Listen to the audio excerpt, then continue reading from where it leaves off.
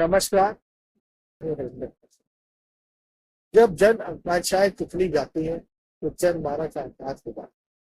अब बात हो रही है कि 33 सीटों को फूट देकर कांग्रेस चुनाव एक करते राजीव कुमार के 33 जगह पर मशीन सील करवाने की बात है।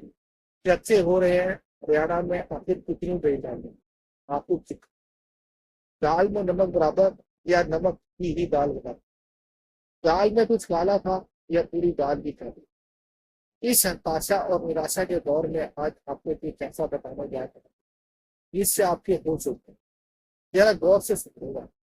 जो भी घरों में बैठे हैं हताश और प्रयास, यदि ये नतीजे आए तो मुझे भी निराशा लगे, लेकिन चुप होकर तो बैठ नहीं सकते। जो हमारा उद्देश्य है उसको तो नहीं तोड़ सकते। किवाड़ बंद करके खामोशी से तो बैठ नहीं सकते। और बार बार बस एक ही बात बोलता हूँ, जुबान जब तक रहेगी, यह सांस जब तक चलेगी, तब तक सवाल तो खड़े होते हैं। पत्रकारों का काम है ईमानदारी से काम, सत्ता से प्रश्न करना, चाहे सत्ता किसी भी पार्टी की हो। उससे हमें सवाल पूछेंगे, उसको आजाद न छोड़ेंगे। जनता जनार्दन की ओर से सवाल पूछने का अधिकार पत्रकारों को। आज के दौर में तमाम नौजवान हताश होकर निराश होकर, उनको निराशा ना होकर अपनी हताश और निराशा को दूर करने का प्रयास करें। जरूरत है सभी को चुनावी आंकड़ों का विश्लेषण करने। बहुसंख्यावादी संदेश करती है जिन आंकड़ों पर उन आंकड़ों का पोस्टमार्टम करते हैं। चलो उसके अंदर से सच क्या है वह निकाल कर लड़ते हैं, सुप्रीम कोर्ट जाते हैं, पब्लिक डोमेन में जाते हैं। हमने पहले भी कहा था कि आप मशीनों का प्रश्न उठाते हैं। क्यों? जो चंद लोग सुप्रीम कोर्ट में मशीनों की लड़ाई लड़ रहे हैं उनके साथ कब्जे के साथ करता संघर्ष क्यों नहीं करते? क्यों राजनीतिक पार्टियों ईवीएम को लेकर सड़क पर आकर संघर्ष नहीं करती? उन लोगों से आज भी सभी राजनीतिक पार्टियों को सीखने की जरूरत है जो ईवीएम को लेकर संघर्ष कर रहे हैं। एडवोकेट मोहम्मद बख्शा, भालू प्रताप सिंह, प्रशांत भूषण जैसे कई सुप्रीम कोर्ट के एडवोकेट सपोर्ट रखते हैं शक्ति के अनुरूप ईवीएम को रद्द करवाने के लिए प्रयास करें। वही मैं जानता हूं कि बहुत से लोग जो हताश है, निराश है, वह हमसे भी रहे हैं, लेकिन हम जन आकांक्षाओं को कुचलते जाने पर हम खामोश नहीं किए, चुप नहीं बैठे। ये हमारा वादा है। जब आपने हमारे लिए तालियां बजाई हैं तो तालियां देने का भी वादा है। यह आपका हक है और हमारी लड़ाई भी तो इसी बात की है कि आपका हक सब ठीक है। अभिव्यक्ति की आजादी हो, अपनी बात कहने की आजादी हो। अगर तालियां आपकी कबूल है तो हमें आपकी गालियां नहीं पड़ी, परंतु आपको और हमें संघर्ष करना होगा ताकि हमारी आने वाली फैसला न करें। जिस लोकतंत्र को हमने प्राण देकर हासिल किया है उसको कोई ये नहीं ना रो। हम बात करेंगे हरियाणा के चुनाव परिणाम आने के बाद जहां राजनीतिक पार्टियां हताश हुई, वही पत्रकार भी सतर्क रहे। विशेष तौर पर कांग्रेस। अब कांग्रेस पार्टी 20 सीटों पर सबूत लेकर चुनाव आयोग जा रही है। राजीव कुमार कह रही है कि 13 सीटों पर और सबूत इकट्ठे करें। यह क्या सबूत है, क्या तथ्य है? तो सीटों पर सुनवाई राजीव कुमार के आयोग में समझा। सुप्रीम कोर्ट में इतनी लड़ाई आप लोगों ने लड़ी, एडीआर वगैरह ने सब धरी की धरी रहे। अंजाम क्या होगा, परिणाम क्या होगा? लगता है कि अंधे के आगे बीन बजाने का कोई फायदा। कांग्रेस अब शायद वही बीन अंधे के आगे बजा। सुप्रीम कोर्ट चुनाव आयोग को तो कुछ जरूरत दिखता ही नहीं है, इनके तो काम भी बंद। ऐसी हालात में तो नहीं लगता कि नतीजा कांग्रेस के इस प्रयास का। अब बात करते हैं आंकड़ों। मैं फिर से बता दूं कि कौन जीतता है कौन हारता है इससे हमें कुछ लेना देना है। हमारा तो केवल एक मकसद है कि लोकतंत्र को जिंदा रखें।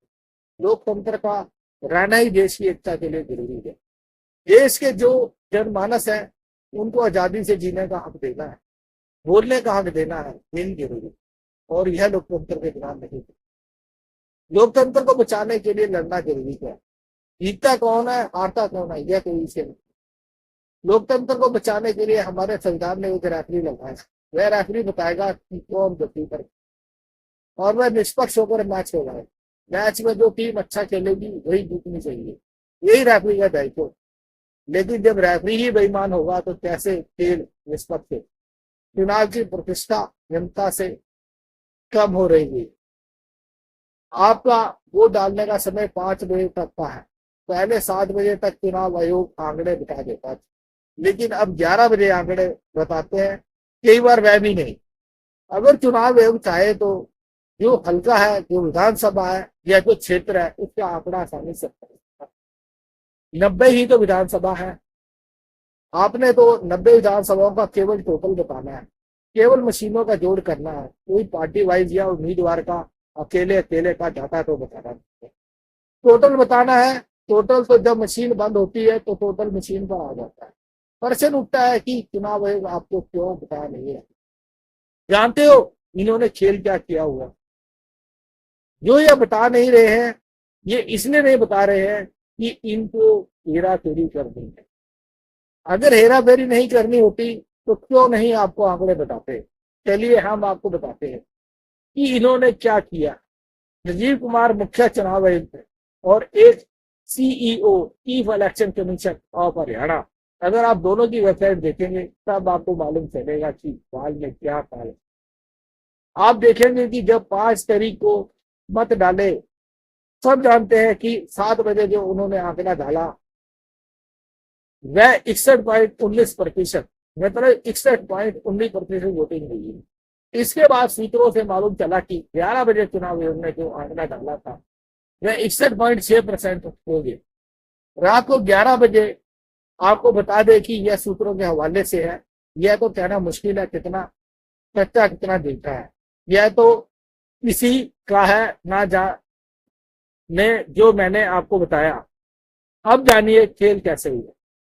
दूसरा, इसी का आंकड़ा जब नायब सिंह सैनी ने बयान दिया, जो मुख्यमंत्री हरियाणा है, कि हमने सब व्यवस्था कर दी है कि अब की बार भी हम ही जीतेंगे और हरियाणा में तीसरी बार सरकार भी हम ही।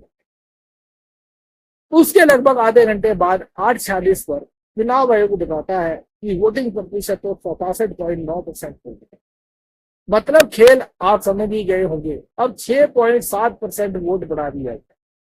और जब हमने उसका कैलकुलेशन किया कि 6.7 परसेंट वोट बढ़ने से वोट कितनी बढ़ती है, हरियाणा में जो कुल मतदाता है उनकी जो गिनती वेबसाइट पर उपलब्ध है वह 2,03,54,350 मतदाता है।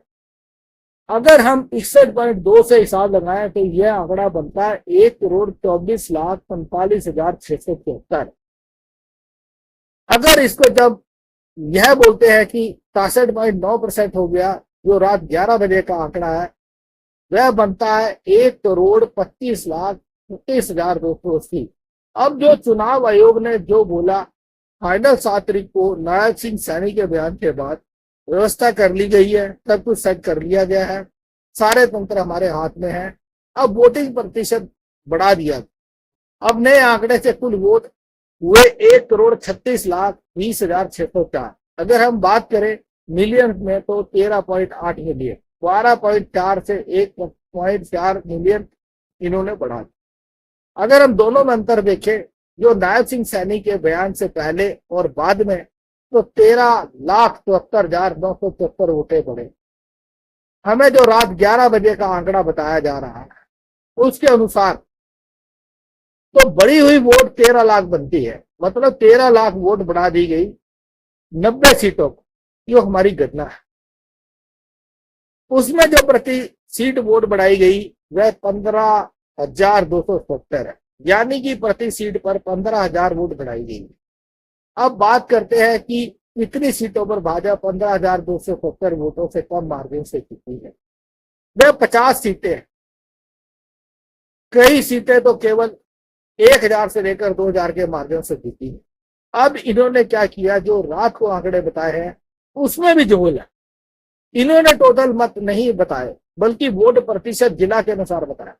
टोटल प्रतिशत क्या नहीं बताया? चुनाव आयोग की क्या मजबूरी थी, किसका दबाव? यह कोई और कारण, यह तो चुनाव आयोग की का। अब आपको हैरानी होगी कि 8 बजे चुनाव परिणाम के तुरंत बाद चुनाव आयोग ने प्रत्येक विधानसभा के आंकड़े, किस उम्मीदवार ने कितने वोट लिए और उसके वोट जीतने वाले से कितने कम है, इतने आंकड़े डाल दिए। आपको यह भी जानना जरूरी है कि लगभग 1000 उम्मीदवार हैं मैदान में।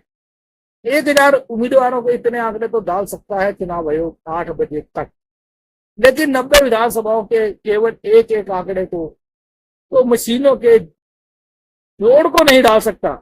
लेकिन इससे एक बात तो स्पष्ट है कि चुनाव आयोग को पार्टी है, काम कर भी सकता है, उसके पास सारी व्यवस्थाएं भी हैं, परंतु वह जानबूझकर काम करता है। अब आप समझ गए होंगे झोल क्या है। अब कांग्रेस क्या करती है, सड़कों पर जाती है या नहीं जाती है, आंदोलन करती है या नहीं करती है, ये उसका काम। मेरा काम है जनता के सामने सच लाना, बाकी निर्णय जनता।